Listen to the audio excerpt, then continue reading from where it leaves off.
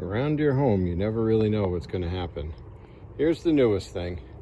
Looks like I'm going to be needing a new mailbox. It doesn't really look like much, but that's the hole where the mailbox came out of.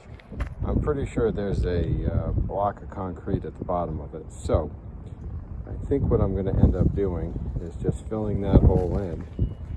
I think I'm going to try to move that plant and put the new mailbox right there. All right, so it's mailbox installation day. This part, if I'm being honest, is a real pain in the neck. The hole that we've dug so far is probably not quite deep enough, about 18 inches. And our goal is to get to 24. There's a lot of rocks and it's just slow going. Best tool for it if you don't have a gas-powered auger is the post hole digger there. But then, you know, sometimes we're using a shovel just to kind of break things up, and we even made use of that small little hand tool to dig through some of the rocks. So keep going. This is what's known as a big rock.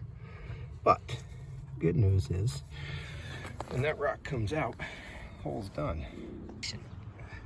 Sometimes this is a lot of work. There's a big rock. We'll get it out.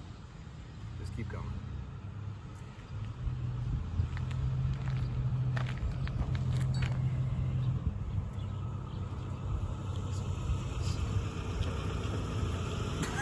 Maybe we'll have one back next time.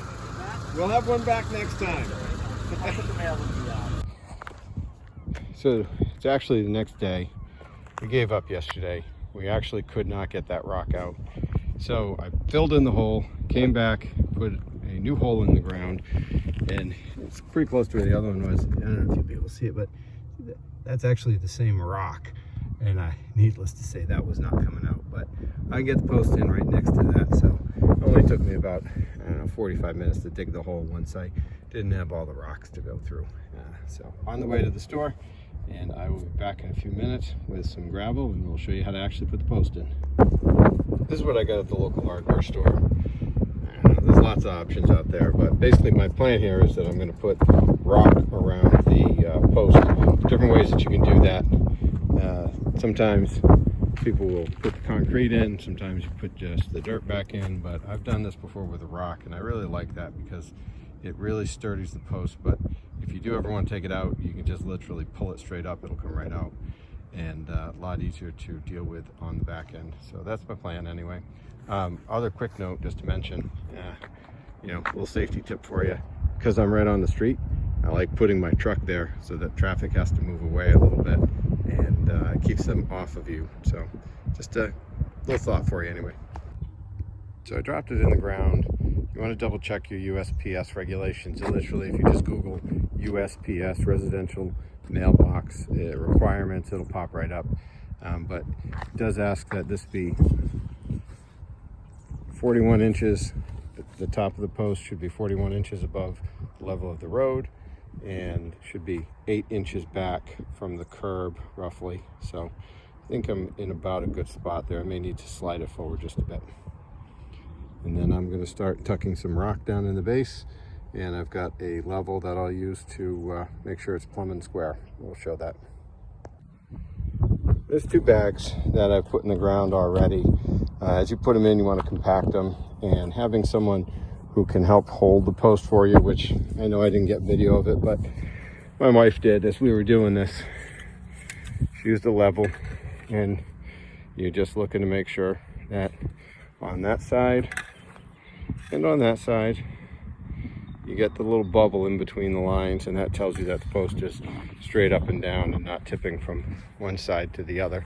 As I said, that was 2 bags already, and realized after the fact that I have a bunch of drainage rock in the backyard, so rather than going to get more, because that hole obviously needs about another 2 bags, I happen to have a wheelbarrow full of it right here. So unfortunately I went and bought the drainage rock before I remembered I even had that. So anyway, I'll finish filling that up, show it to you one more time at the end.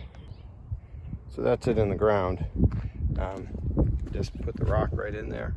I went level to the surface because I've got these big rocks over there I'm going to actually put around the post, because this is a bed that's going to get mulch So I didn't feel like I need to plant right over on top of it or anything. So those rocks there will just get covered by mulch and the rock that I've got on the side.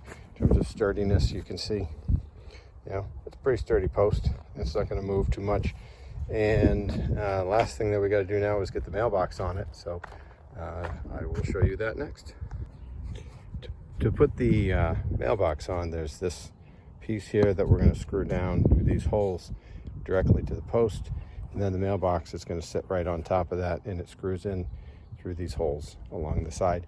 This is the one that came off my old mailbox. I'm just going to reuse it because it's really in pretty good shape, and all the holes should fit since I'm using the same mailbox too. So I will put that together now. In terms of positioning, I really just eyeballed this to try to get it right, and I think that's close enough. It's probably not exact, but it's just going to be one of those things that, for me anyway, that's good enough. If you wanted to, you could get real crazy about measuring, draw a center line, and then measure across, but more trouble than it was worth for me. And that's it. Got 4 screws down there, did 2 on each side. I think it worked out just fine. A little more work than I'd wanted it to be, but it always is. But here's the good news. It's really not that hard. It just takes some persistence and you stay with it. Lots of videos out there beyond this one, so feel free to check it out. I got one other thing I want to do, and I want to put a decorative cap right on the top here. So I will be doing that at some point, but I had to get it in the ground so we can get the mail back. Thanks for watching. I hope this was helpful.